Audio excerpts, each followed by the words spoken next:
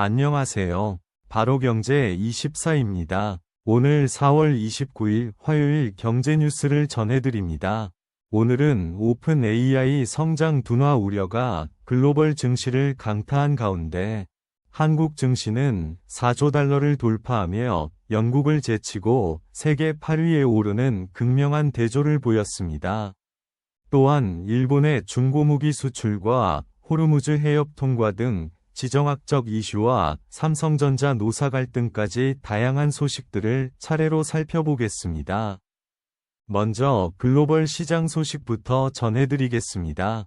오픈 AI 성장 둔화 우려를 담은 보고서가 공개되면서 28일 뉴욕 증시 전체가 하락으로 마감했습니다. 다우지수와 S&P500, 나스닥 지수 모두 하락했으며 특히 기술주 중심의 나스닥 지수는 0.90% 큰 폭으로 내려앉았습니다. 이는 AI 생태계 전반에 대한 투자 심리 위축을 보여주는 대목입니다. 이어서 오픈 AI의 구체적인 상황을 살펴보면 구글 제미나이와 엔트로픽 클로드 등 경쟁사 AI 모델의 부상으로 매출과 이용자 목표를 달성하지 못하고 있습니다.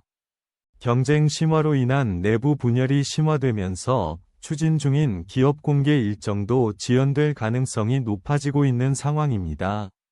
이는 AI 업계의 판도 변화를 시사하는 중요한 신호로 해석됩니다. 한편 오픈 AI의 부실한 실적 공개는 AI 인프라 생태계 전반에 악영향을 미쳤습니다. 엔비디아가 1.59% 하락했으며 오픈 AI와의 컴퓨팅 계약 무산 우려로 오라클과 코어웨브는 4물결표 6% 이상 급락했습니다. 마이크로소프트와 메타 등 빅테크 기업들도 동반 하락하며 기술주 전반의 약세를 이끌었습니다. 전기차 업계도 이러한 기술주 약세에 영향을 받았습니다. 테슬라가 0.67%, 리비안이 3.47%, 루시드가 1.01% 각각 하락했습니다. 테슬라의 경우 특별한 악재가 없음에도 시장 전반의 약세에 휩쓸린 것으로 분석됩니다. 반면 한국 증시는 완전히 다른 모습을 보였습니다. 한국 증시 시가총액이 4조 달러를 돌파하며 영국을 제치고 세계 8위에 올라섰습니다. 이는 올해 45% 이상의 급성장에 따른 결과로 삼성전자와 SK하이닉스 등 반도체 기업들의 호실적이 한국 주식시장의 급부상을 견인했습니다. 그러나 삼성전자는 내부적으로는 노사 갈등을 겪고 있습니다. 삼성전자가 반도체 호황으로 역대 수익을 올리는 와중에도 노조와 성과급 체계를 둘러싸고 대립하고 있습니다. 사측은 사업부별 맞춤형 성과급을 주장하는 반면 노조는 영업이익의 15% 배분과 상한 폐지를 요구하고 있어 내부 갈등으로 인한 경영 효율성 저하가 우려됩니다. 또 다른 주목할 소식은 글로벌 기업들의 성과급 운영 방식입니다. 글로벌 반도체 기업들은 성과급 기준을 주총과 연간 보고서를 통해 사전 공개하고 주식 보상을 중심으로 운영해 노사 갈등을 구조적으로 차단하고 있습니다. 이는 삼성전자의 현재 상황과 대조적인 모습을 보여줍니다. 다음으로 일본 관련 소식들을 전해드리겠습니다. 일본이 중고 무기의 해외 수출을 본격 추진하면서 한국 방산업계가 동남아시아 시장에서의 경쟁 심화를 우려하고 있습니다. 다만 한국산 무기의 성능과 납기 경쟁력이 우수해 즉각적인 위협은 제한적이라는 분석도 있어 향후 전개 상황을 지켜봐야 할 것 같습니다.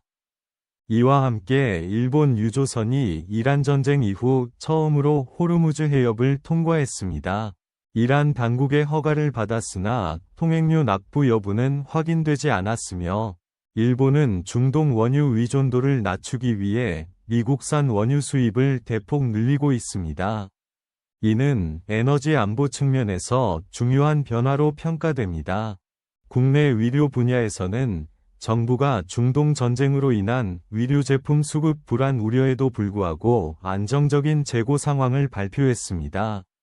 병원급 이상 의료기관 357곳의 주요 의료제품 재고가 전년 대비 80물결표 120% 수준으로 정상이며 주사기와 의료 폐기물 용기, 수액제 등 8개 품목 모두 안정적인 재고 수준을 유지하고 있다고 밝혔습니다. 하지만 금융권에서는 우려스러운 소식이 전해졌습니다. 기업은행의 중소부동산업 및 임대업 연체율이 1.28%로 13년 만에 최고 수준을 기록했습니다. 이는 부동산 시장 불안과 금리 상승으로 인한 중소기업들의 경영 악화가 원인으로 분석되어 금융 시스템 전반의 건전성에 대한 관심이 필요한 상황입니다. 또한 NH농협은행의 농지비 부담도 커지고 있습니다. 1분 기농업지원사업비 납부액이 1263억 원으로 전년 대비 15.1% 증가했으며 순이익의 22.6%를 차지하고 있습니다. 영업수익에 비례하는 납부 구조로 인해 매년 부담이 가중되면서 은행의 순이익 증가와 대출 여력을 제약하는 요인이 되고 있습니다. 부동산 시장에서는 지역별로 완전히 다른 양상을 보이고 있습니다.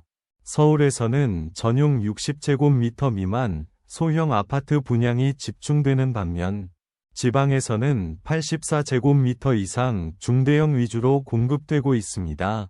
이는 분양가 격차와 대출 규제로 인한 수요 변화를 반영한 현상으로 지역별 부동산 시장의 양극화가 심화되고 있음을 보여줍니다.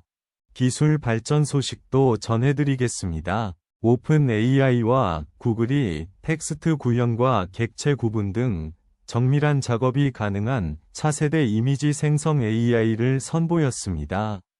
한글 표현과 고양이 구분까지 가능해지면서 생산성 향상과 비용 절감이 기대되고 있지만 AI 생성물과 현실의 구분이 더욱 어려워질 것이라는 우려도 제기되고 있습니다.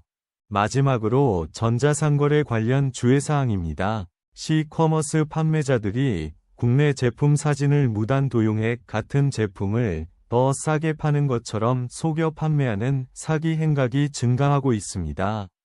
신고 후에도 반복적으로 삭제되었다 재업로드되는 악순환이 계속되고 있어 소비자들의 각별한 주의가 필요한 상황입니다. 오늘 경제 뉴스를 정리해보면 오픈 AI 성장 둔화로 글로벌 기술 주가 급락한 가운데 한국 증시는 4조 달러 돌파라는 성과를 거두었습니다. 하지만 국내에서는 삼성전자 노사 갈등과 부동산 연체율 증가 등 내부 과제들도 부각되고 있어 균형 잡힌 시각이 필요해 보입니다. 지금까지 바로경제24였습니다. 구독과 좋아요로 응원해 주시면 더욱 정확하고 빠른 경제 뉴스로 찾아뵙겠습니다. 감사합니다.